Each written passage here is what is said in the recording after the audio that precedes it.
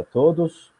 Hoje é dia 1º de dezembro, Dia Mundial de Luta contra a AIDS, uma data que é inserida no calendário de mais de 200 países em todo o mundo e que tem como principal missão, como principal objetivo, lembrar essa luta diária que todos nós, médicos, enfermeiros, todos os profissionais de saúde, que as pessoas vivendo com HIV/AIDS, que setores do governo, gestores de saúde, travamos diariamente contra esse vírus e contra a doença que ele causa. E é importante lembrar que, hoje em dia, cerca de 37 milhões de pessoas vivem com HIV em todo o mundo. Só no Brasil, são mais de 950 mil pessoas vivendo com HIV. Infelizmente, esse vírus causou uma doença que foi reconhecida em 1981, e desde lá já foram quase 40 milhões de pessoas que foram a óbito, que morreram de HIV/AIDS. Mas nesses últimos 40 anos nós tivemos também muitos avanços científicos, muitas conquistas em relação ao tratamento e também à prevenção. E para discutir toda essa questão da convivência com o HIV, nesses últimos 40 anos, quase 40 anos, nós temos hoje duas pessoas muito especiais, que é a professora Lenice do Rosário de Souza, professora associada do Departamento de Infectologia, aqui da Faculdade de Medicina de Botucatu, na Unesp. A professora Lenice foi uma das pioneiras no nosso serviço e uma das pioneiras também no Brasil a receber e tratar esses pacientes com infecção pelo HIV/AIDS ainda em meados da década de 80.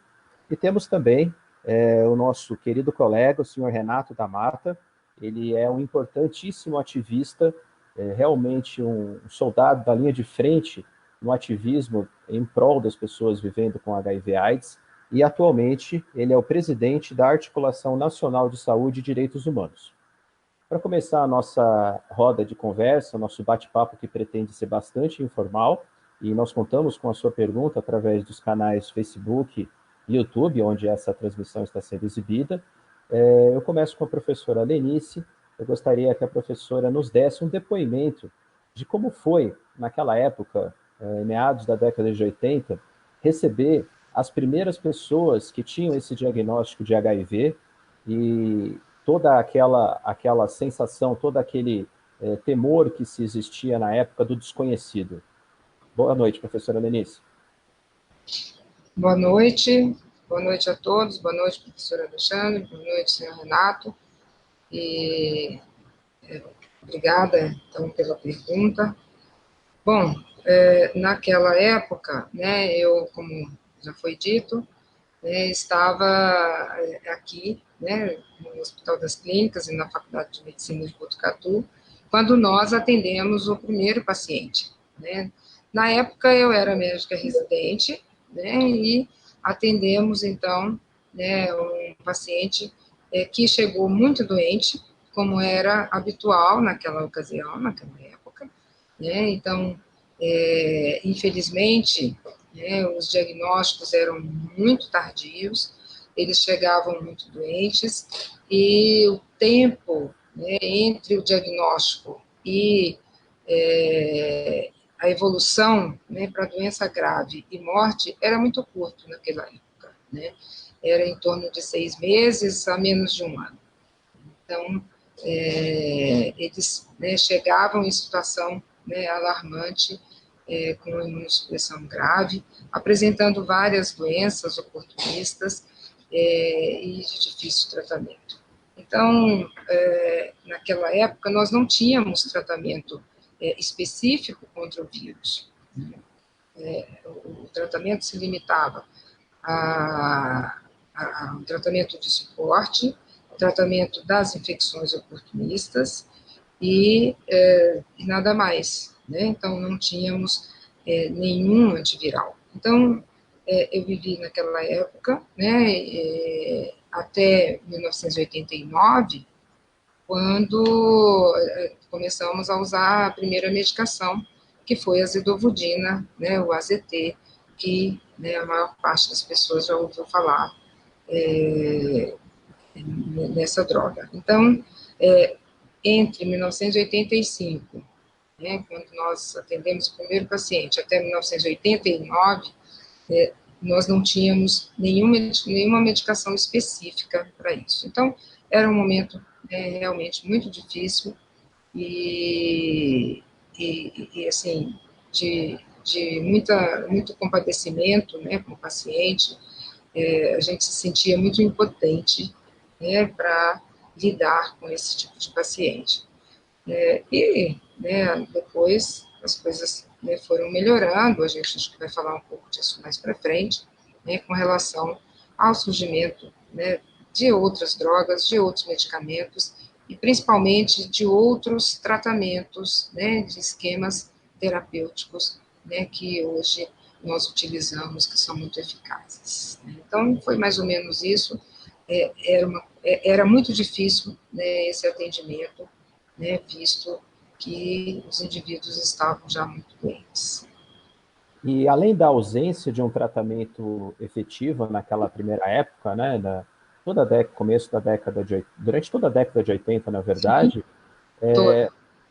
qual era, existiam também barreiras em relação ao desconhecido, mas que acabou se criando muito estigma e muito preconceito, não é verdade? Como, por exemplo, o modo de transmissão do HIV, havia muitos profissionais de saúde que se recusavam a atender esses pacientes e causavam até mesmo muitas condições desumanas ao atendimento dessas pessoas, não é verdade? sim, é verdade. Né? Então, teve que ter todo um treinamento, né, naquela ocasião, para que os profissionais de saúde entendessem um pouco melhor sobre a doença, sobre o modo de transmissão, e ainda assim, né, era difícil que eles concordassem, né, no atendimento. Para vocês terem uma ideia, o primeiro paciente, né, que nós atendemos e que morreu, né, no nosso hospital, ele teve, a gente teve dificuldade, né, até de encaminhamento para patologia, onde, né, deveria ficar, né, o corpo. Então, ele saiu diretamente da enfermaria com, né, a funerária. E depois disso, né, ainda as dificuldades com as vestimentas dele, com os sapatos, acabaram colocando tudo isso, né, para fazer uma esterilização. Então, tudo, né, o desconhecido, ele é complicado mesmo, né, é difícil. Então, foram vários anos, né, em que houve essa dificuldade de atendimento, especialistas que a gente precisava que atendesse o paciente por causa das várias manifestações, né, da doença, comprometendo vários órgãos. Então, nós tínhamos toda essa dificuldade. Eu não acho que isso esteja resolvido, mas acho que nesses quase 40 anos, né, mudou muito. E eu pude observar essa mudança, né, não só nos esquemas de tratamento, mas também na forma como as pessoas são tratadas, na forma como as pessoas têm, né, tido eu acho, né, que uma vida melhor do que naquela época em relação a preconceito, em relação a estigma, né, apesar de ainda ser algo presente, né, na nossa vida como médico e na vida da pessoa que vive com HIV. Nós já temos aqui uma primeira pergunta da Nath Pink, mas antes de responder a pergunta dela, eu quero pedir a contribuição também do Renato, que eu já disse que é um importantíssimo ativista da causa das pessoas vivendo com HIV/AIDS. Renato, como que você chegou a vivenciar essa época? Como que você enxerga essa primeira década do HIV que aconteceu entre 1980 a 1990, antes de termos aí drogas efetivas para o tratamento do HIV? Como é que você vê essa questão? Bom, boa noite a todas e todas. Boa noite, doutora Alexandre. Boa noite, doutora Denise. Muito obrigado aí pelo convite. Me sinto muito honrado de estar participando aqui.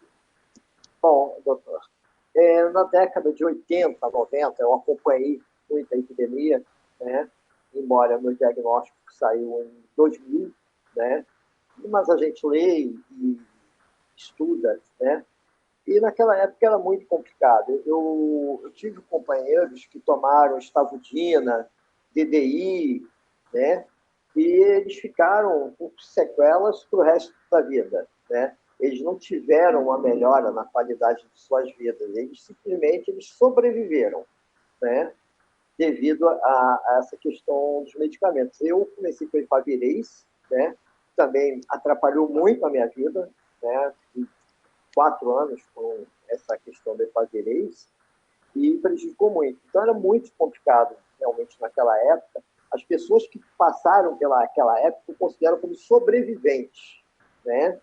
Porque elas lutaram muito, brigaram muito para passar dessa época tão terrível, tão avassaladora, para o presente, né? Então, isso impactou muito forte na vida dessas pessoas. E na minha, que já o meu diagnóstico tem 20 anos, né? Também, né? Olha que é bem mais para frente, mas também impactou muito a questão da medicação, que não era tão avançada como é hoje.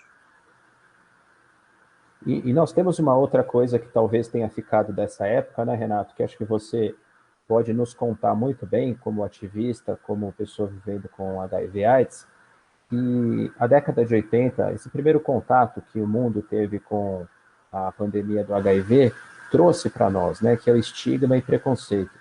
Então, daquela época, nós lemos hoje aqueles jornais antigos, ou mesmo os trabalhos científicos, e a gente ouve falar coisas horríveis, né? Como, por exemplo, termos como o câncer gay e outros adjetivos muito pejorativos.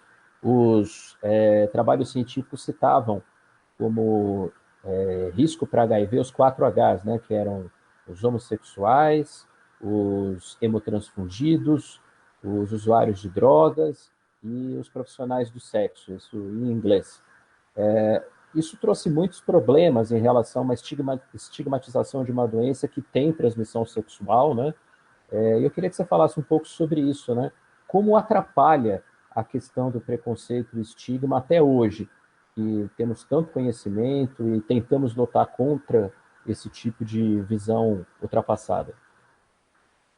Bom, doutor, eu estava até pensando aqui quando a doutora Aline estava falando, né, como um tema, né, tão antigo que é o preconceito pode ser tão atual nos dias de hoje, né?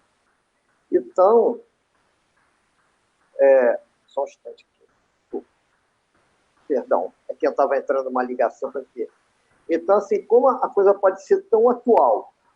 A pior coisa que poderia ter acontecido para a população LGBTQI, né, foi aquele termo câncer gay, né? Aquilo se propaga até os dias de hoje, né? Tem pessoas que citam esse termo, né? E é muito impressionante. E a questão do estigma e preconceito, isso afeta até hoje essa população, né? Para você ter uma ideia, né? Tem pessoas, a grande maioria das pessoas soropositivas, elas vivem em guetos, tá? Elas tentam se relacionar entre elas mesmas, né? E elas não têm condições de assumir a sua sorologia, porque ela é discriminada no trabalho, perdem emprego, perdem muito, elas são discriminadas pela própria família. É claro que temos exceções, mas na sua grande maioria, inclusive eu tenho acompanhado até alguns processos do INSS que a pessoa ela estava capaz para o trabalho, mas ela foi incapacitada para o trabalho devido ao estigma e preconceito. Era uma pessoa que vivia numa cidade de 3 mil, 4 mil habitantes, né? E que o preconceito a incapacitou. Então, mas eu outro dia estava falando isso é uma falha, tá? Nossa, é uma falha do governo federal, estados, municípios, nós ativistas, porque as informações do que é o HIV hoje não chegam à população leiga. E a população, tudo que ela teme, ela vai rejeitar, ela vai se afastar. Então, essas informações, por exemplo, que indetectável, agora transmissível, eu falo isso hoje para as pessoas se assustam, nossa, eu não sabia disso. Então, isso é uma falha conjunta de todos nós, dessas informações nunca chegarem às pessoas leigas à ponta da sociedade. E falando em informação, antes de partir para o segundo bloco de temas do nosso bate-papo, vamos responder a pergunta da Nath Pink. A Nath Pink pergunta uma questão que é bastante frequente, né? Qual a diferença entre HIV e AIDS? Bom, o HIV é o nome do vírus da imunodeficiência humana, e ele se transmite principalmente de forma sexual, mas também através de outros meios, como, por exemplo, compartilhamento de agulhas e seringas não descartáveis, transfusão de sangue, pode acontecer a transmissão materno-fetal, ou seja, de mãe para filho durante a gestação, se não for feito um pré-natal adequado, com as sorologias da mãe no primeiro, no segundo e no terceiro trimestre. E o HIV, então, esse vírus, ele vai se transmitindo aos poucos, destruindo, aos poucos, acabando com a defesa, o sistema imunológico da pessoa infectada. Isso geralmente leva algum tempo, a infecção assintomática, ou seja, a pessoa se infecta e ela fica durante 6, 8, talvez até 10 anos sem exibir nenhum sintoma mais específico, e aos poucos a imunidade da pessoa vai caindo até um limite em que praticamente não funciona mais, que é o que a gente chama de AIDS. É o extremo da doença, é a doença já no seu estado mais avançado. Existe um marcador, existe um tipo de célula que a gente conta, chamada CD4, e que é o principal alvo do vírus, do HIV, e quando essa contagem está menor que 200, a pessoa entra nessa fase, então, de doença avançada pelo HIV, que tem o nome de AIDS, né? E do inglês significa Síndrome da Imunodeficiência Adquirida. Foi o nome dado nos primeiros anos, até 93, até que se descobrisse o agente causal, que é o HIV. O HIV é o vírus, nós chamamos as pessoas que se infectam com esse vírus de pessoas vivendo com HIV/AIDS. Hoje em dia a gente já não usa mais, porque ficou pejorativo, ficou ofensivo chamar de termos como aidético, soro positivo. O nome correto é pessoa, porque todos somos pessoa, que convivem, que vivem com HIV, que convivem com AIDS. Então esse é o termo correto, pessoas vivendo com HIV. Então, respondendo a pergunta da Nath Pink, depois ela dá um feedback se ficou esclarecido ou se ficou alguma outra dúvida. E continuando, então, na nossa roda de conversa, vamos partir para uma segunda época, né?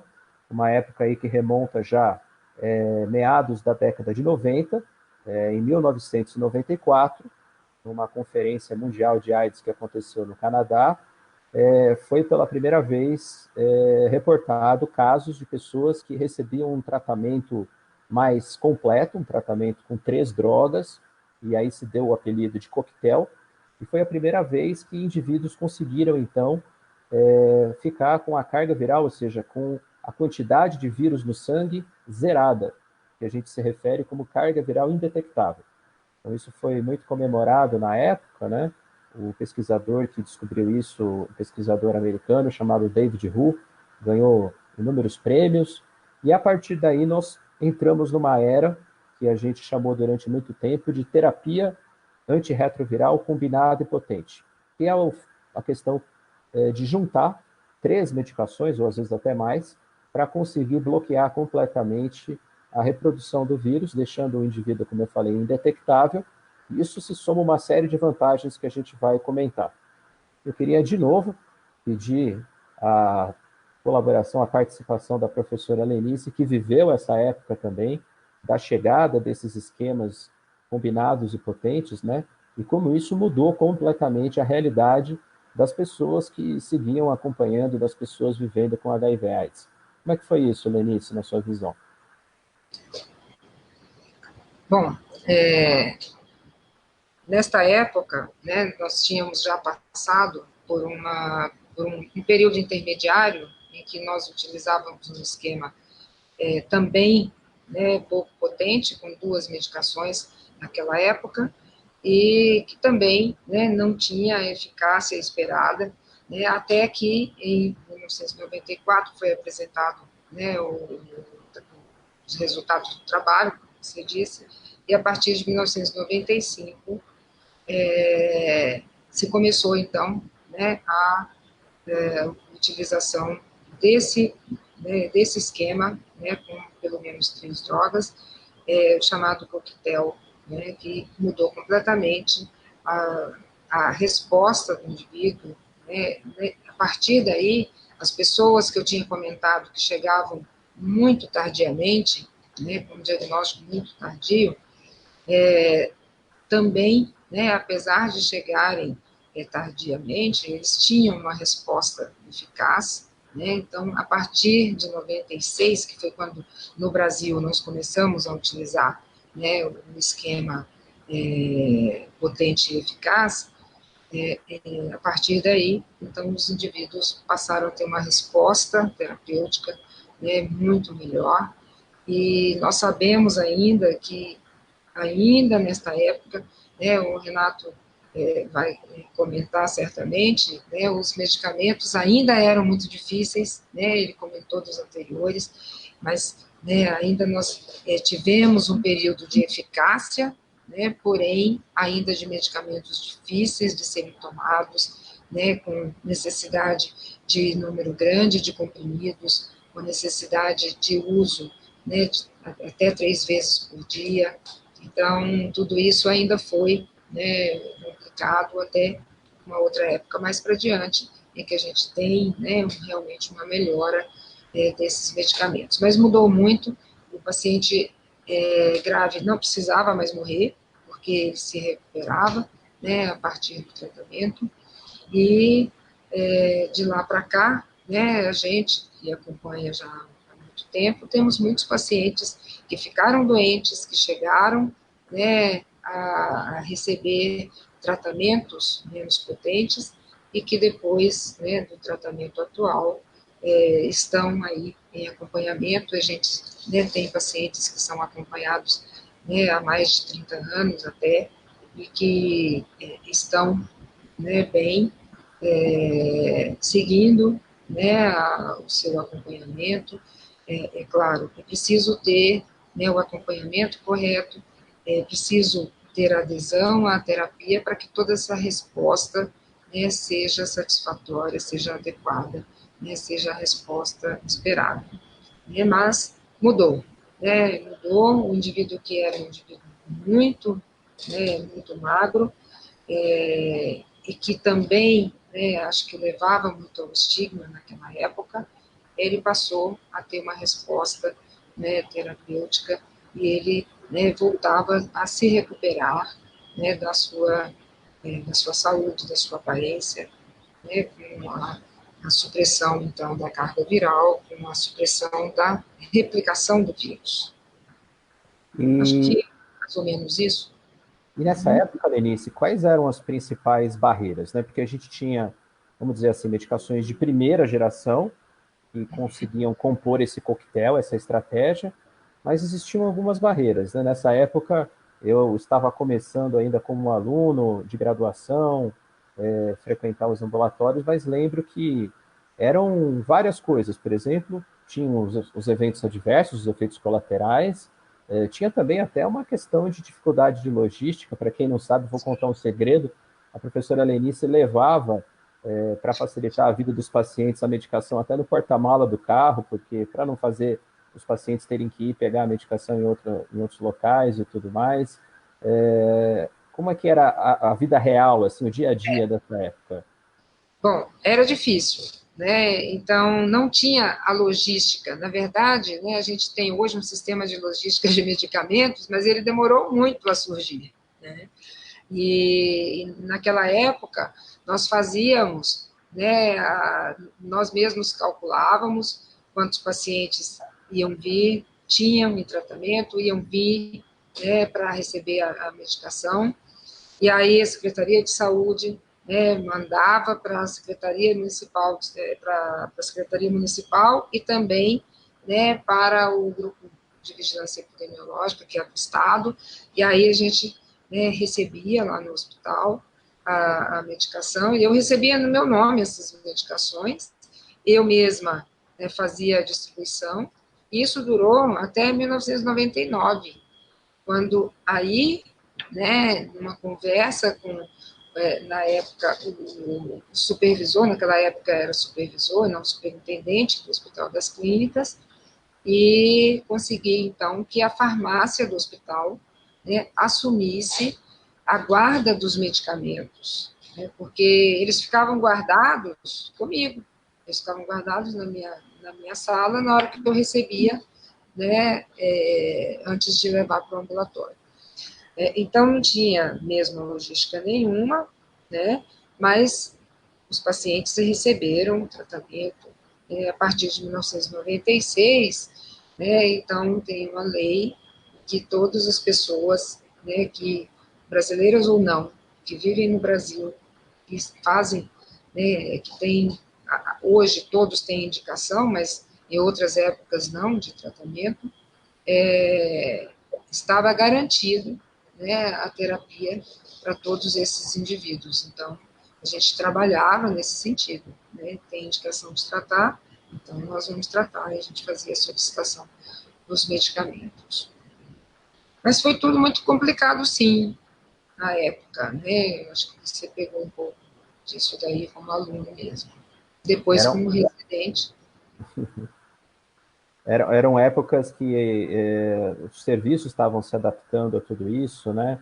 E eu queria ouvir agora do Renato. O Renato contou que o diagnóstico dele aconteceu em 2000, então ele ainda acabou recebendo medicações que hoje em dia a gente não usa mais, né?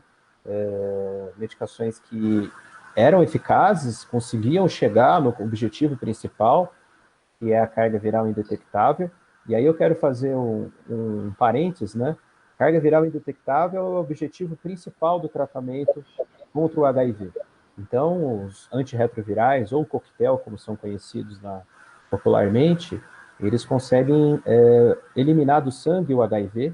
Infelizmente, não consegue esterilizar o indivíduo, o HIV se esconde em alguns lugares, mas como o Renato já colocou, carga viral indetectável hoje em dia significa aumentar a expectativa de vida das pessoas que vivem com HIV de forma muito, muito importante. Alguns lugares, a depender, obviamente, da idade do paciente, ou ainda qual é o grau de doença, o grau de imunidade, o momento em qual a doença é diagnosticada, você consegue mesmo colocar o indivíduo na mesma expectativa de vida que uma pessoa sem HIV, ou muito próxima disso. É lógico que existem disparidades regionais, existem muitas diferenças.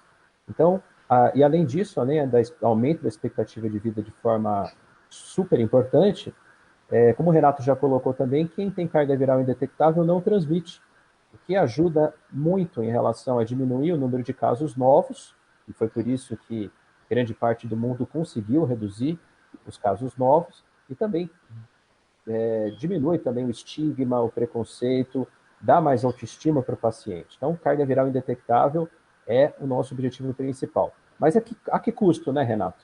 Aí eu pergunto para você que viveu um pouco dessa época e atende pessoas do Brasil todo que vivem com HIV, que tiveram efeito colateral dessas medicações. O que você pode nos contar assim, de literalmente quem viveu na pele esse problema das medicações mais problemáticas do passado? Bom, isso aí, na época, na realidade, doutor, nessa época, quando foi descoberto, eles deixavam, né? Era protocolo de só entrar com a medicação com carga viral igual ou inferior a 300, ou, perdão, CD4, né? E que eu, na época, leigo, eu não entendia. Eu falei, gente, como é que você vai deixar cair uma coisa para depois tentar subir? Né? Assim, para mim era ilógico e depois ficou comprovado que era ilógico. Então, em 2004, eu entrei em tratamento com efavirenz, né? Minha carga viral chegou a 300, meu CD4 chegou a 300, foi descendo, o exame por outro foi a 5, né? Então, uma coisa que poderia ter sido evitada, né? Como é hoje, o testar e tratar, né? Que foi o grande ponto, né? Da questão do combate à epidemia. Então, comecei com a efavirenz e eu ficava muito, o pessoal fala no linguajar, muito ligado, né?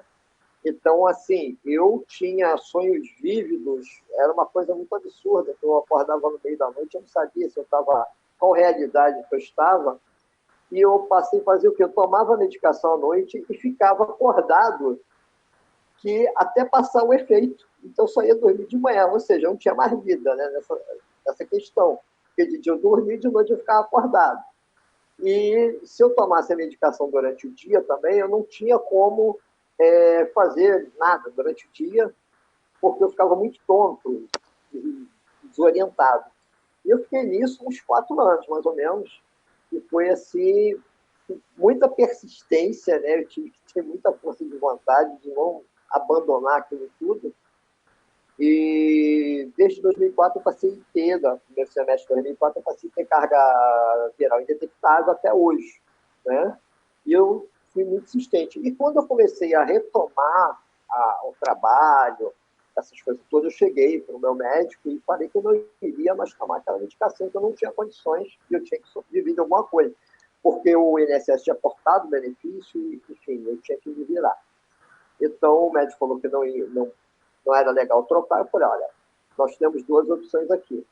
Ou você muda a medicação ou eu paro de tomar. Né? Aí ele pegou, mudou a minha medicação, né? E eu passei a ter uma qualidade de vida melhor, mas também foi aquele, agora acho que é o ritonavir, que dá problema renal, né? Acho que eu comecei com ritonavir e começou outros problemas, que comecei a ter cálculos renais. Né? Tive a crise renal e tal, e teve que mudar de novo. Mas acho que deve ter sido uma medicação chamada Indinavir. Não, Atazanavir, perdão. Atazanavir, que começou. Foi a Atazanavir, que começou a me dar problemas renais. Né? Aí, e também o olho amarelo, ficava com o olho meio amarelado e tal. Era o Atazanavir, era o Atazanavir. Exatamente. Então, foi uma outra etapa, né? De uma medicação mais sofisticada, porém com outros tipos de efeitos colaterais bem indesejáveis.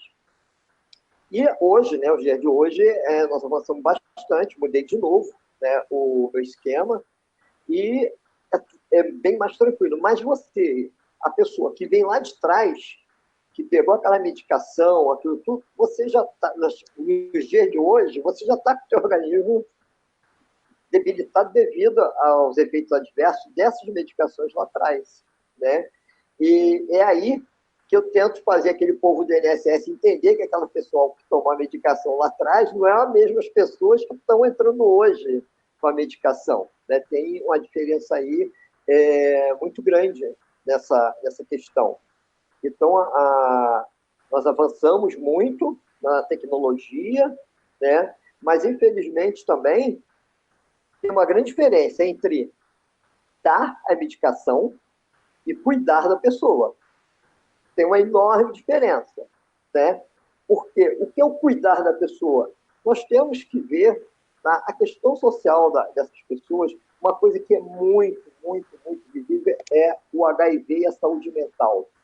Tá? E pouquíssimas unidades dão atenção a isso. Pouquíssimos estados, pouquíssimos municípios. Né? E se a cabeça não vai bem, nada vai bem. Então, as pessoas, mesmo nos dias de hoje, têm baixa estima, tá? E muitas têm abandono de tratamento por depressão. Né? A minha mulher mesmo, quando eu a conheci, né, eu conheci ela no estado, que eu falei, olha, o HIV não vai lhe matar, mas a sua depressão com certeza vai. E é um fato, é muito corriqueiro. Tem muitas notícias de pessoas que vão a óbito por suicídio, por abandono de tratamento, né, que não deixa de ser a forma de suicídio. Então, a gente tem que cuidar mais dessas pessoas. Né? E, atualmente, nós não cuidamos.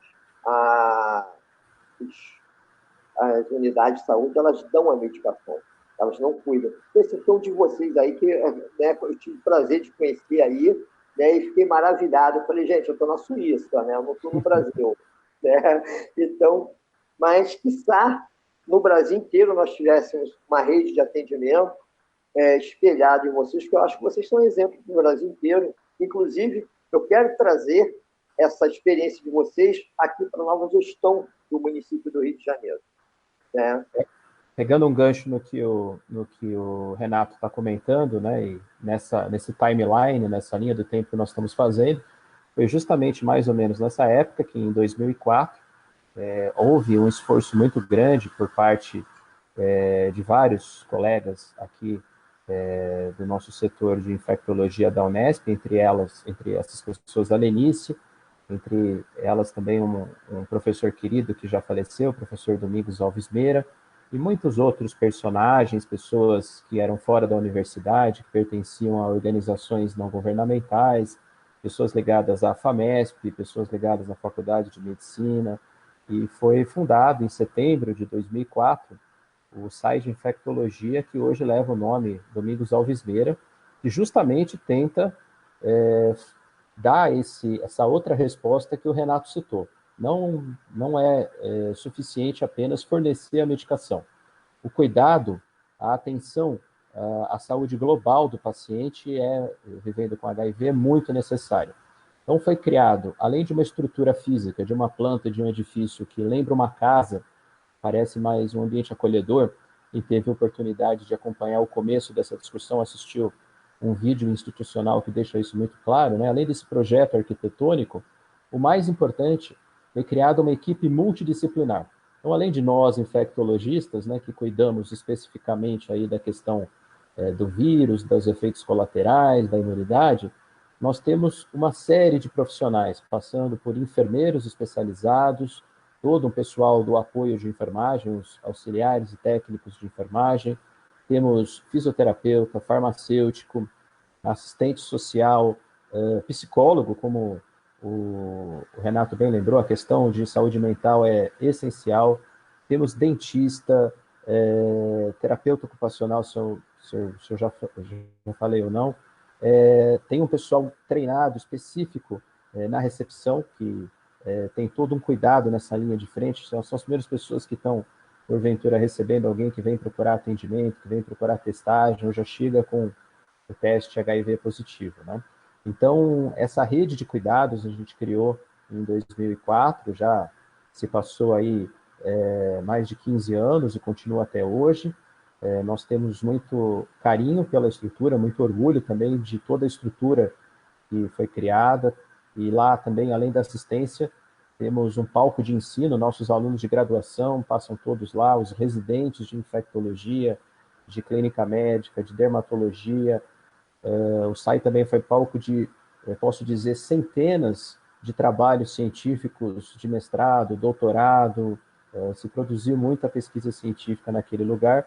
Espero que a gente continue nessa linha de cuidado global à saúde das pessoas vivendo com HIV/AIDS, como o Renato tanto colocou que é necessário.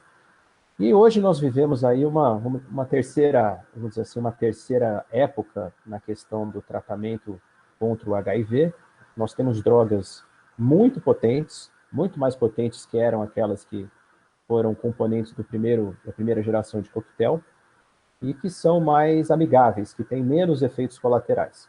Então, para vocês terem uma ideia, hoje o tratamento padrão de uma pessoa que chega com HIV, que acaba de descobrir o diagnóstico, 2 comprimidos ao dia, com muito pouco efeito colateral, quase nada se comparado com as épocas antigas. E, obviamente, isso refletiu num aumento muito grande do sucesso, que é a tal da carga viral indetectável. Tá? Mas, para comentar sobre isso, eu queria pedir de novo a fala da Lenice.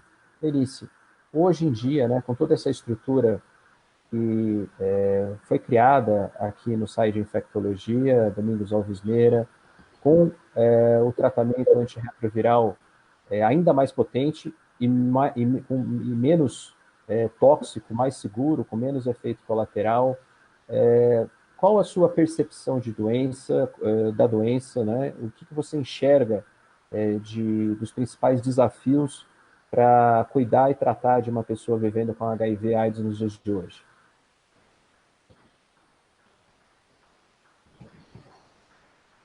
Alexandre, cortou um pouco seu som para mim, em desafio. Você enxerga um desafio para continuar o tratamento? Não, a pergunta é, você, né, que a Lenice, para quem não sabe, né, acho que eu não apresentei ela dessa forma, é a nossa diretora técnica lá do site de infectologia, tem ambulatório, um dos maiores ambulatórios, assiste centenas de pacientes. Queria saber qual a sua percepção hoje em dia, né, do cuidado, do tratamento das pessoas vivendo com HIV/AIDS, o que mudou em relação ao passado, o que, que você e quais os desafios, né, que mesmo com esse tratamento mais efetivo e menos tóxico, o que, que você enxerga no global do cuidado das pessoas vivendo com HIV/AIDS? Bom, eu acho que quando a gente compara, e eu acho que a gente deve comparar sim, porque é assim que a gente vê, né, que houve avanço, né, houve avanço em ter um tratamento, houve avanço em ter um tratamento melhor, e houve avanço em ter um tratamento muito melhor, que é, né, o que a gente tem hoje. Então, facilita, né, como você disse, o tratamento.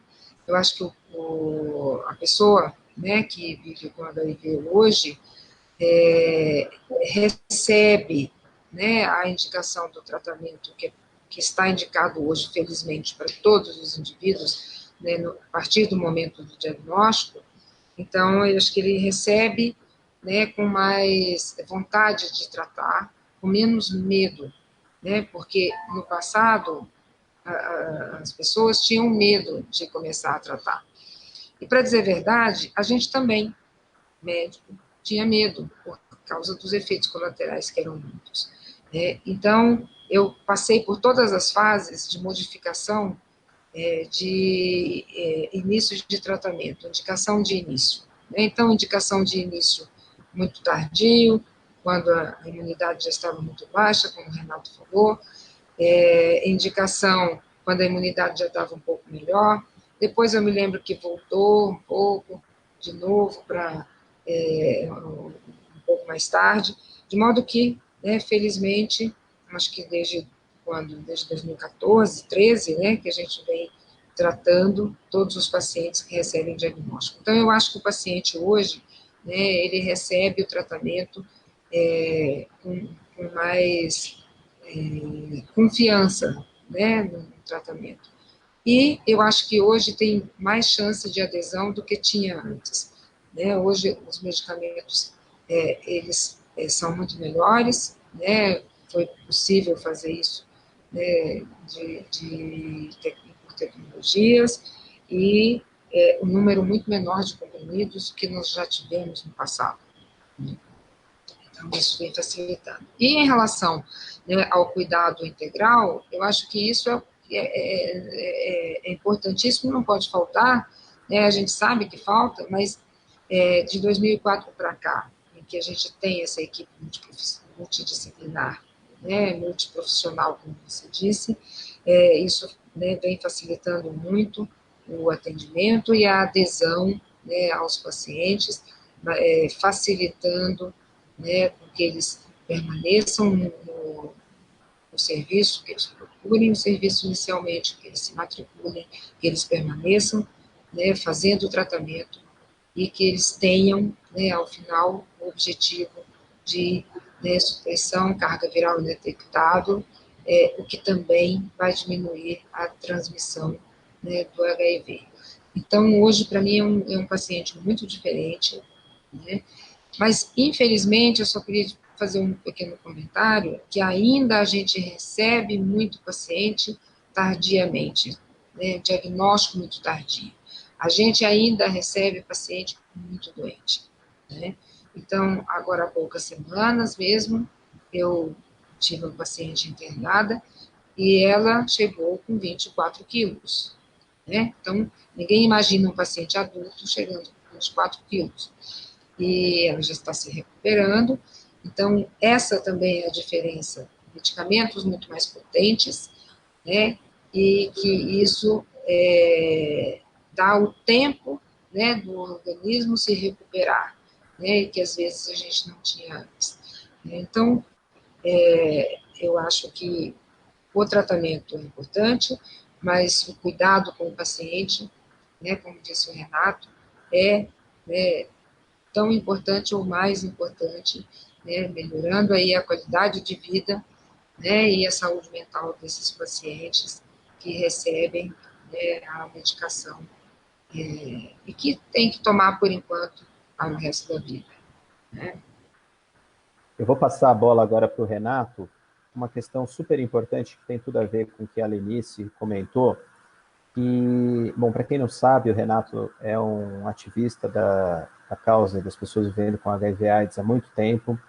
Ele é o autor principal, o articulador principal de uma lei que foi aprovada na Câmara dos Deputados em Brasília, que ele vai explicar melhor, que impede a desaposentação compulsória de pessoas vivendo com HIV/AIDS, coisa que infelizmente aconteceu num passado muito recente.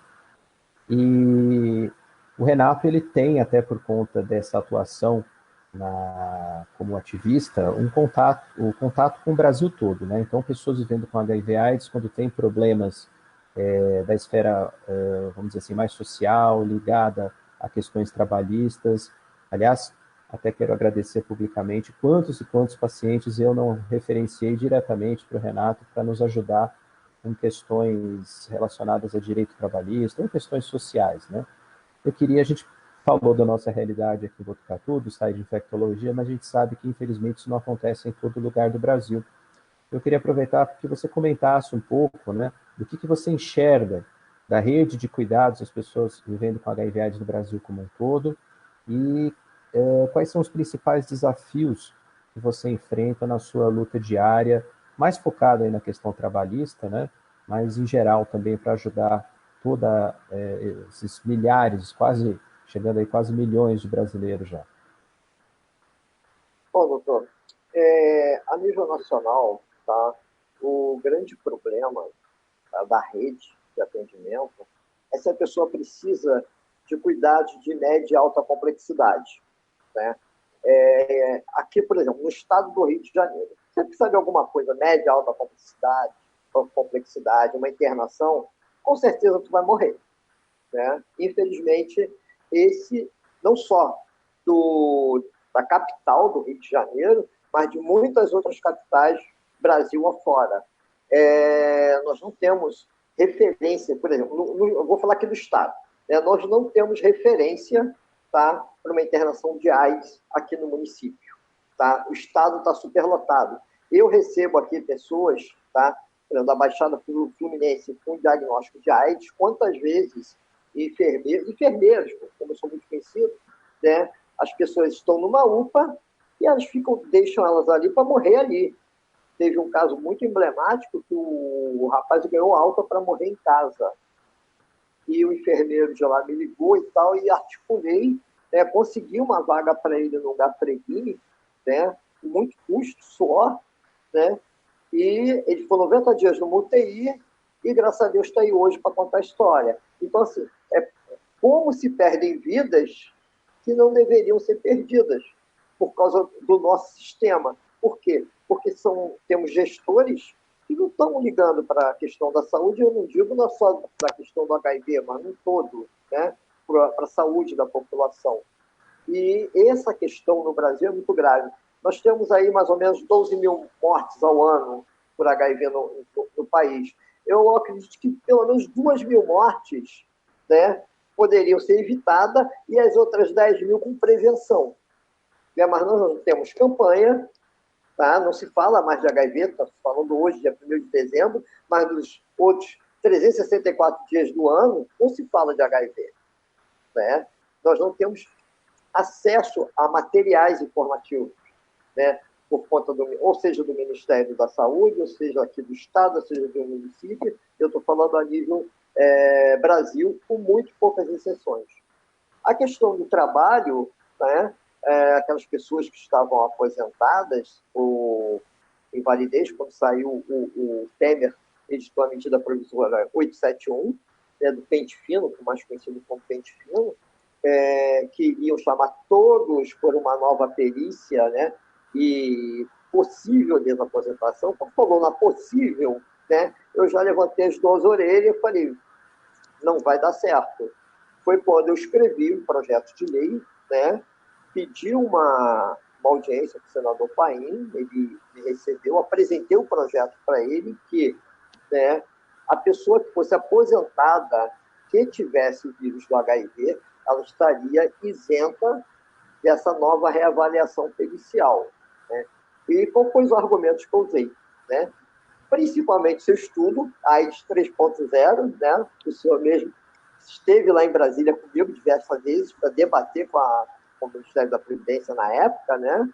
Participou também daquela questão das novas diretrizes e perícias médicas para o HIV e AIDS, que foi feito pelo extinto Ministério da Previdência Social, né, que também foi usado, inclusive tem lá, consta lá, né, nas diretrizes, na biografia, né, isso ajudou muito. Então, o que aconteceu? Depois de muita luta, conseguimos aprovar no Senado, Câmara dos Deputados, o presidente vetou integralmente o projeto, né, ele se tornou um projeto de lei 13.847, que é mais conhecida como a lei Renato da Mata, né, que o senador Paim batizou a lei com o meu nome. E, a partir daí, nenhuma pessoa que seja aposentada, que tenha o vírus do HIV, não é que tenha sido aposentada por HIV. Se ela foi aposentada por invalidez e tem o HIV, ela está isenta. E hoje a grande luta foi aquelas pessoas que perderam seus benefícios anteriormente à lei ser promulgada, né? Inclusive, amanhã eu vou até ter um despacho com a relatora da Turma Nacional de Unificação, né? Porque está sendo todos os processos que subiu para a Turma Nacional de Unificação para tentar unificar as sentenças. Então, nos dias de hoje, doutora Alexandre, doutora Denise, né? Nós avançamos em muitas coisas, retrocedemos absurdamente a década de 80 em outras, como estigma, preconceito, o departamento, o antigo Departamento Nacional de HIV e AIDS, né, perdeu totalmente o seu protagonismo devido a questões políticas, já foi um exemplo, o Brasil foi um exemplo, inclusive o nosso programa foi copiado em diversos países, né, foi um programa muito exitoso aqui no Brasil, e sempre a velha questão política, né, de destruir tudo aquilo que é construído em prol de ideologia, enfim, né? E isso é muito lamentável. Mas estamos aqui para isso, para seguir em frente e lutar. Eu queria fazer uma pergunta para o Renato, que veio da audiência do YouTube. Na verdade, são duas pessoas que fazem mais ou menos a mesma pergunta. Vou começar com o Renato, mas depois eu vou pedir para a Lenice complementar. Primeiro, a visão de quem vive essa realidade, né, de acolher pessoas com HIV/AIDS do Brasil todo, mas a pergunta é no sentido de que, com toda essa, o colega coloca aqui, com todo o avanço do tratamento do HIV, aumento da expectativa de vida, modernidade do tratamento, você acha, Renato, que isso tem contribuído para as pessoas ficarem mais descuidadas na prevenção? Ou seja, será que o aumento da incidência que a gente tem visto, principalmente em algumas faixas etárias, tem a ver, até paradoxalmente, com um maior sucesso do tratamento antirretroviral e que essa mensagem tenha sido mal interpretada, principalmente a gente sabe pelos jovens? O que você acha disso, Renato? Você tem essa percepção? Tenho. O que acontece, né? Como eu falei também anteriormente, a informação não chega aonde tem que chegar, né? E quando as pessoas escutam, elas escutam só o lado bonito do HIV, que tem um tratamento de excelência, né? Que a pessoa tem uma boa qualidade de vida, mas não mostra o outro lado, né? Então, eu já vi de pessoas, se eu pegar o HIV, se eu for infectado, eu tomo a medicação e está tudo bem. Não está tudo bem, não é por aí, né? Você vai ter que tomar a medicação, tá, para o resto da sua vida. Tá? Segundo, tá, que você tomar a medicação por 1, 2 meses é uma coisa, e tomar pelo resto da vida, quais os efeitos que essa medicação vai impactar no seu organismo? Quais os efeitos adversos dessa medicação, por menos tóxica que ela seja? Vai ter, não tem jeito. A inflamação, né, do sistema como um todo, onde a medicação não alcança. Estigma, preconceito. Então, assim, eu acho que teria que ter uma informação maior, a informação tem que chegar, tá, na ponta mesmo, e ela não chega. hoje em dia, por exemplo, uma grande dificuldade nossa, nós não entramos em escola para falar sobre essas questões. Né? É um tabu imenso. Nós não conseguimos isso. Então, os próprios pais preferem o quê? Que não seja falado isso, porque vai, olha o pensamento das pessoas, né? Que vai estimular a sexualidade dos adolescentes. Gente, os adolescentes, né? Então, eles preferem ter um filho com uma IST, uma filha grávida, que é o menor dos problemas, né? Que um HIV é para a vida inteira. E outra coisa também, eu estou citando, a sífilis. Né? Eu vi pessoas jovens morrerem de neurosífilis. Então, isso tudo, para mim, nós temos que ter a capacidade de ter um entendimento nacional, de voltarmos a termos as campanhas e para elas chegarem onde tem que chegar. E uma pergunta que estão me fazendo muito aqui, tá? Que eu vou direcionar ao senhor e à doutora Lenice, né? E eu também tenho essa curiosidade. Eu, em vários casos, já vi, eu faço parte de vários grupos, etc. e tal, e eu não vi nenhuma pessoa que faça tratamento para o HIV ter um sintoma grave de Covid. Procede? Respondendo essa pergunta, Renato, isso é uma das maiores curiosidades da Covid. Todos os colegas dos centros brasileiros, eu faço parte da Sociedade Brasileira de Infectologia, a gente sempre conversa sobre isso. Trabalhos internacionais têm mostrado também que, apesar da imunodeficiência associada ao HIV em muitos casos, né, a maioria hoje com tratamento recupera o CD4, tem uma imunidade razoavelmente recuperada. Mas a taxa de incidência da Covid-19 em pessoas vivendo com HIV é extremamente baixa quando comparada com a população em geral, e tem duas explicações. A primeira, e você sabe disso, a pessoa que está em tratamento antirretroviral se cuida mais. É uma pessoa que tem um autocuidado e que provavelmente vai se expor menos por ter uma percepção em relação à sua saúde melhor. Né? Eu vejo isso, acontecia muito antes da Covid. As pessoas com HIV, ainda mais quando bem orientadas, quando participam de centros que acolhem, que orientam, têm uma melhor alimentação, tendem a parar de fumar, fazem preventivo de câncer de colo, câncer de útero e tudo mais. Isso é uma primeira explicação. A segunda é que está em estudo que talvez algumas drogas que compõem o coquetel antirretroviral protejam ou tenham alguma ação inibitória contra o SARS-CoV-2, o vírus causador da Covid-19. Então, é uma pergunta que fica em aberto, mas tem essas duas principais vias de explicação. Lenice, eu queria voltar a essa mesma pergunta, né, porque surgiu duas vezes, né? A que você atribui o aumento da incidência, o aumento de casos novos de HIV, principalmente na população mais jovem? Quais são os fatores que você identifica de aumento de número de casos nesse extrato populacional? Bom, eu acho, né, que a questão das campanhas é um fato, né, todo mundo observa, né, então isso vem acontecendo, não tem havido campanhas, mas, então, assim, eu acho que isso, né, pode colaborar, sim, né, com o aumento da incidência de casos.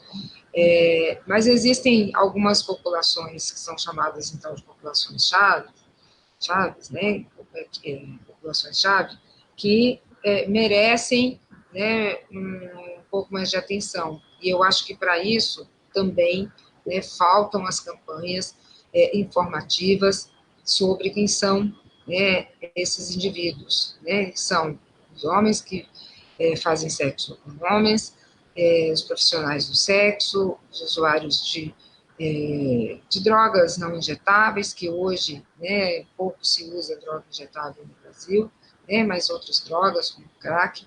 Então, são populações que merecem, né, uma atenção especial na orientação de prevenção.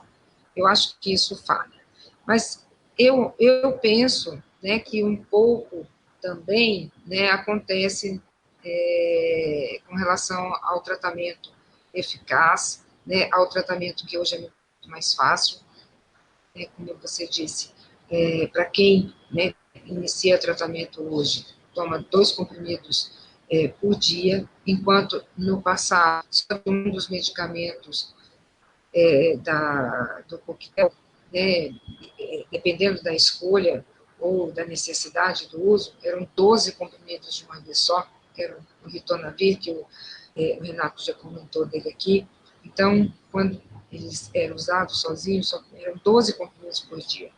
E isso, né, então, facilitou muito. Eu penso que há, né, alguma questão relacionada a isso, de pensar que hoje, né, você tem um tratamento eficaz e o descuido, né, com relação à proteção. Eu acho que a proteção, né, sexo seguro, o uso do preservativo, né, ele não é fácil de ser realizado. Né? A gente sabe que a população, né, em geral, não usa preservativo, né, quando se faz inquéritos, né, então a maior parte dos indivíduos não usa preservativo, não usou preservativo nas últimas relações sexuais, né, então isso tem sido, né, muito difícil de colocar, né, na cabeça das pessoas. Mas eu acho, né, que a gente tem que fazer, né, tem que fazer as campanhas, tem que fazer as orientações, tem que insistir, né, com os modos de prevenção. As pessoas têm que saber que existem, né, várias maneiras de prevenção e que todas elas juntas melhor do que cada uma em separado, né, e lembrar, né, das prevenções, que são, nós chamamos então de profilaxias, né, pós a exposição e pré-exposição, que você certamente vai comentar, né, daqui a pouco. Então, acho que tudo isso, né, tem que ser levado em consideração. Mas, né, penso que pode ter, né, essa ideia de que o tratamento está, né, tão avançado que ter a infecção é igual, né, a tratar. Né? Mas eu queria, né, também me juntar ao Renato para dizer que não é só tratar, né, mesmo com tratamento, há, né, as alterações de doença crônica, essa inflamação que o Renato comentou, que leva a outras doenças. Nós sabemos que os medicamentos também levam a outras doenças associadas, mas a inflamação crônica e né, a ativação da imunidade também leva a várias outras doenças associadas, e então não é só tratar, existem vários outros aspectos que estão, né, aí relacionados ao fato, né, de ter a infecção, ter a doença crônica associada ao uso prolongado dos medicamentos.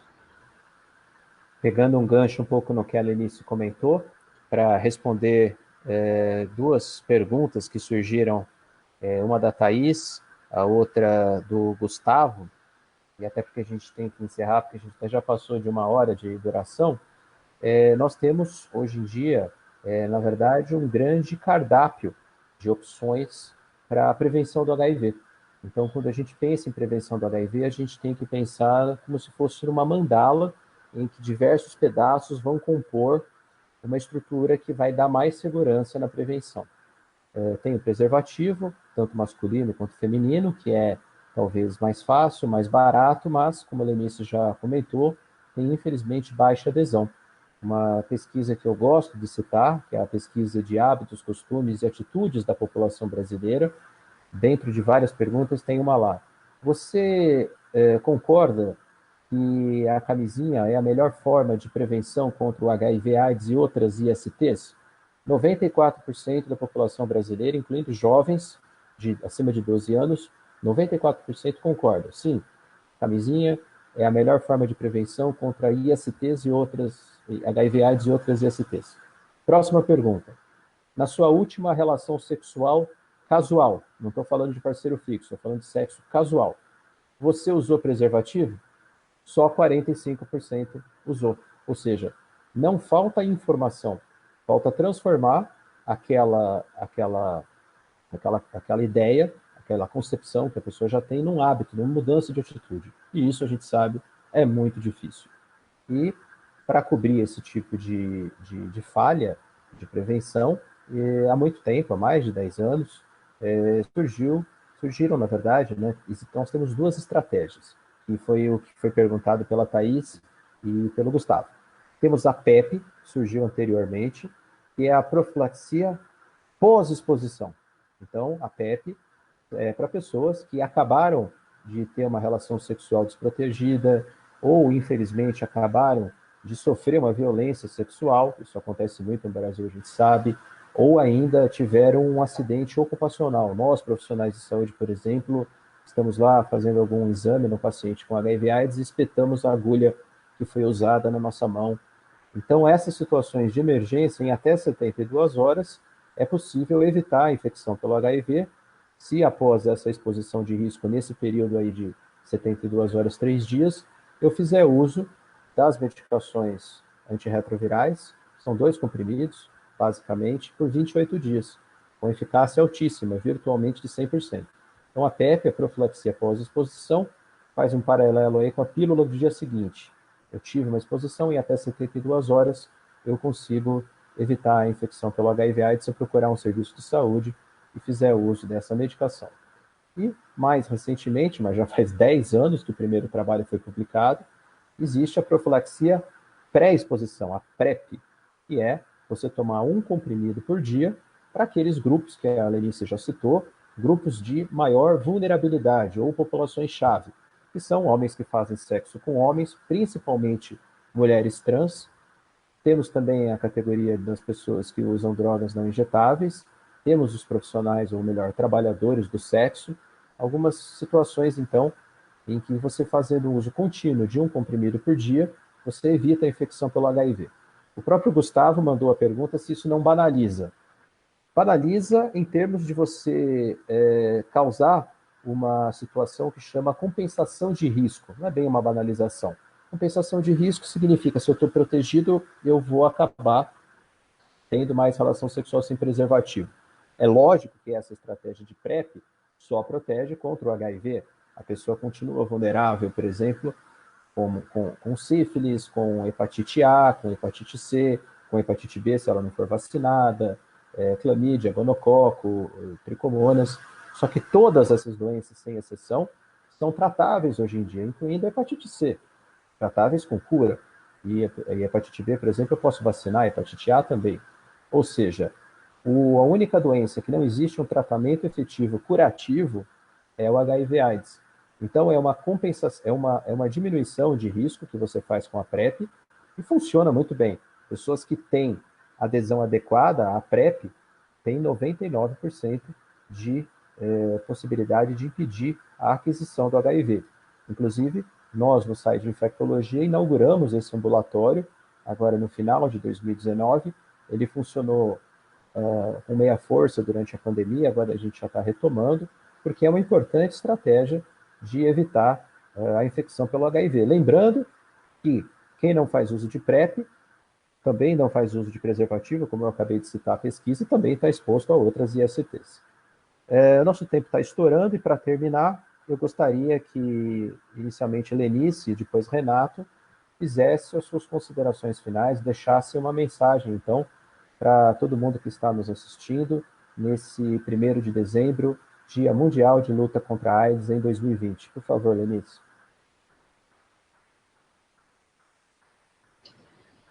Bom, primeiro, né, gostaria de agradecer, né, a participação, a presença de quem está nos ouvindo, assistindo. E eu acho que nesse dia, né, eu penso que um dia de luta contra, né, a AIDS, eu acho que o mais importante é a prevenção, né? Então, já foi, o Alexandre acabou de comentar sobre as estratégias várias de prevenção. Eu acho que isso a gente, né, deve ter em mente. E hoje também, né, o tratamento do HIV, né, é uma estratégia de prevenção. Então, acho que tratar corretamente, né, aqueles que são, né, que vivem com o vírus, Eu acho que isso é uma tarefa que não é tão simples, né, mas é uma tarefa muito importante, né, então, tratar corretamente o indivíduo que vive com HIV, ele tem que saber, né, que tratando ele não só vai ter, né, os ganhos individuais, de melhora da sua qualidade de vida e sobrevida, mas também a diminuição da transmissão. Né, e as outras todas profilaxias aí, né, citadas e que também acho que a maior parte da população conhece, né, mas tem dificuldades em aderir, né, a essas estratégias. Então, eu gostaria de agradecer, né, a participação e também a companhia do professor Alexandre e do senhor Renato, né, e é isso. Estamos aí na luta. Vou continuar ainda na luta, viu, Renato? Já se passaram muitos anos, né? E quando o Alexandre falou, a AIDS já está quase quarentona, né? Então, há quase 40 anos a gente, né, vem lutando e para melhoria, né? Para melhoria da população, para melhoria dos serviços que atendem, né? Então, isso, agradeço, Alexandre.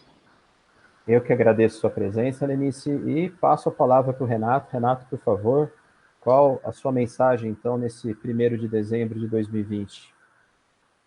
Bom, a minha mensagem é que espero por dias melhores, ansiosamente, não só eu, mas todas as pessoas, não só os profissionais de saúde, mas as pessoas acometidas pela infecção do vírus, né? Dizendo que o HIV tem tratamento, porém não tem cura ainda, e o preconceito, o estigma e a discriminação tem cura sim, né? Pessoa, e se não fosse a discriminação, o estigma e o preconceito, Alexandre e doutora Lenice, a vida dessa população seria bem mais fácil, viu? Como eu citei anteriormente, as pessoas vivem em guetos sem necessidade de para tal, né? Então, isso é uma coisa que nós temos que trabalhar muito para curar as pessoas do estigma e do preconceito com essas pessoas vivendo com o vírus do HIV. E agradeço muito o convite, me sinto muito honrado de poder participar disso tudo. Já são muitos anos, né, Alexandre, que nós temos essa parceria aí, né, e é sempre um prazer poder ajudá-los e contar com a ajuda também de vocês. É uma coisa muito bacana. E também lembrando, né, que o vírus do HIV, nos dias de hoje, né, a pessoa pode optar por não ter, né? E isso é o meu recado que eu dou para as pessoas, né, que o tratamento para HIV, por enquanto, é para sempre. Tá? Muito obrigado por tudo e pelo convite. Eu fico extremamente agradecido e honrado. Foram depoimentos reais de pessoas que viveram desde o começo da pandemia a problemática do HIV/AIDS. Professora Lenice, Renato, muito obrigado por toda a participação. Lembrando que isso vai ficar gravado para a gente poder replicar e compartilhar com mais e mais pessoas.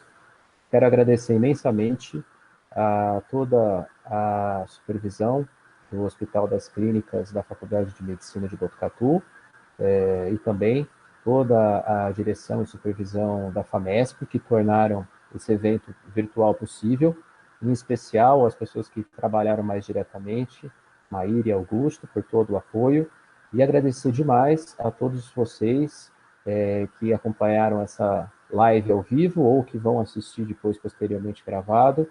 Espero que a mensagem desse dia 1º de dezembro, Dia Mundial de Luta contra a AIDS, tenha sido dada. E como eu disse, Lenice e Renato, nós continuamos aqui na luta. Um forte abraço a todos e uma ótima noite.